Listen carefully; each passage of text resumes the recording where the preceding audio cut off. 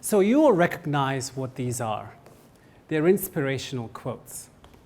We read and share these quotes every day with our friends on Facebook and with our colleagues at work. So how do you feel? I bet you're feeling pretty inspired, right? Some of you probably want to jump up and change the world right now. That's okay, just wait until I'm done with my speech. There's somebody in this room, though, who is not quite inspired. They're actually feeling quite sick in their stomach. This person is me. When I read these quotes, I actually want to throw up. How can this be? How can such powerful words that are meant to inspire and are popular around the world make me feel as if I've had some bad sushi? We'll come back to that in a second, but first I want to tell you a little bit about myself. I'm 34 years old, in case you're wondering. I'm lucky enough to have had a great education and an exciting career as a corporate lawyer. I've lived in 4 continents, I've traveled to many cities around the world. I love classical music, I enjoy a great game of tennis, and most importantly, I am obsessed with ideas. Part of my obsession with ideas is this overwhelming desire to do something meaningful with my life. As such, I read voraciously about inspirational figures like Steve Jobs, Nelson Mandela, Elon Musk, Richard Branson, with the hope of gaining some inspiration from their incredible stories.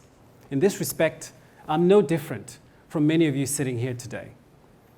So back to my original question, why would somebody who's obsessed with ideas, who's fascinated by inspirational figures, why would they be turned off by inspirational quotes? I'll tell you why. It's because they make me feel like a miserable failure. As I read these quotes, I'm reminded of every single time I've not been able to turn my ideas into something meaningful. When I realized this, I was perplexed. This didn't make any sense. These quotes are supposed to make me feel good, feel motivated to change the world. Why was it having the opposite effect on me? Could it be that there was something harmful about them? Let's find out. Let's go back to the quotes I put up, some of them, and see if we can figure this out. Here's the first one. Get off your ass and change the world. Now, I don't know about you, but I did not change the world this morning. And this afternoon is not looking much better. I did have a cup of coffee from Kenya. Does that work? Is it possible that the $5 I spent for coffee will change some farmer's life in Kenya? Who knows? But the point is, this is a ridiculous quote. I don't feel inspired. I feel the weight of the world on my shoulders, urging me to create something extraordinary, something out of this world. And what happens when I realize that my small idea does not measure up? I get disillusioned, I get depressed, I don't enjoy it anymore. The next one. If you can dream it, you can do it, right? Wrong. This is a lie, it's just not true. When I read this quote, I feel as if it's all up to me. I'm the only one who can determine success and failure. Everybody else is competition, and I can't trust them. I have to work in secret on my idea to protect it in case it's stolen. Instead of inspiring me, this quote makes me want to shut myself off from the world in fear. And lastly, this is my favorite one, $1 million idea is worth a dime a dozen. Seeing the idea through, priceless. I like this quote. It reminds me of the old MasterCard commercials. I have a special relationship with this quote because I've come up with my fair share of ideas, $1 million ideas, over the years. So how do you form a $1 million business, you may want to know? I'll tell you how I do it. First, you need to form a company. Now, I'm a lawyer, so check. Next, you need to have a comprehensive business plan. I have an MBA, so no problem. Third, you need an amazing website. I took computer science in college, so we're good to go. Fourth, you need to go to a startup competition and build a team. Fifth, you need to raise money from investors. Sixth, seventh, I could go on and on. We've not even talked about the bloody app. We all need apps today, right? So, after months of chasing my tail and trying to look like $1 million business, I'm exhausted. By executing relentlessly, by doing what everybody says we should do, my ideas are reduced to a cliche, and they die a sad and lonely death. This quote does not inspire me.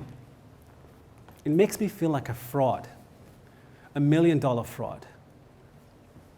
So now you understand why I hate these bloody quotes. They remind me of the constant pressure to always finish my ideas. These quotes tell me that until I change the world, I'll always be a miserable failure. So I decided to embrace this sentiment.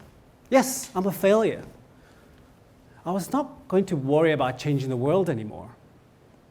What would happen if I stopped being so hard on myself?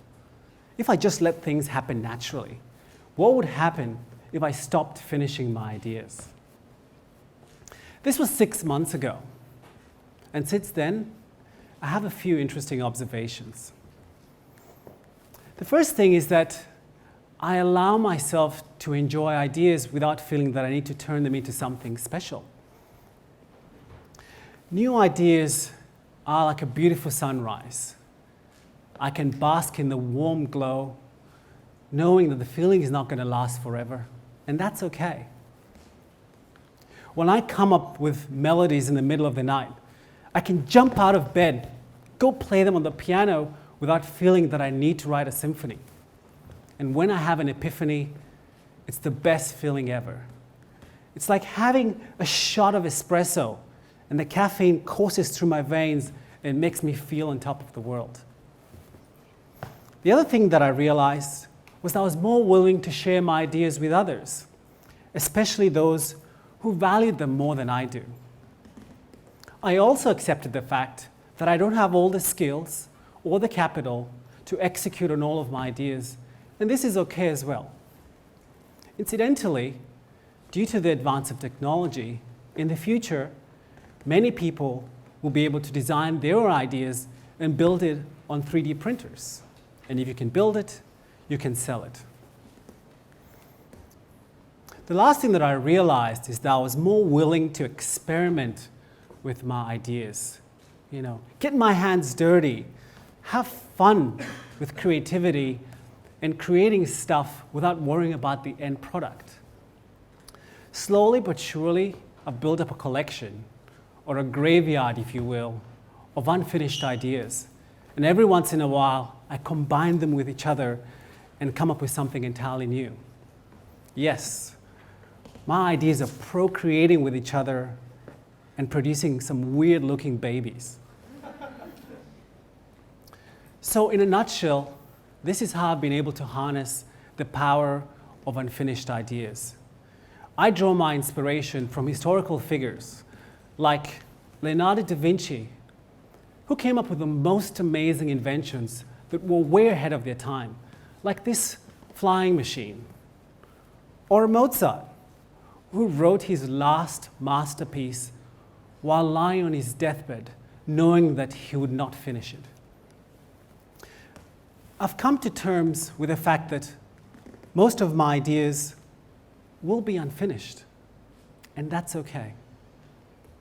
The biggest irony is that as I focused more on the process of creativity rather than execution, I've actually been more productive than ever. I've still got a long way to go ahead, but I feel I've found a balance that bodes well for the future. So, now when I see inspirational quotes like this, I don't get annoyed, I don't get depressed, I just tell myself, just enjoy it, just share it, and just have fun with it. Thank you.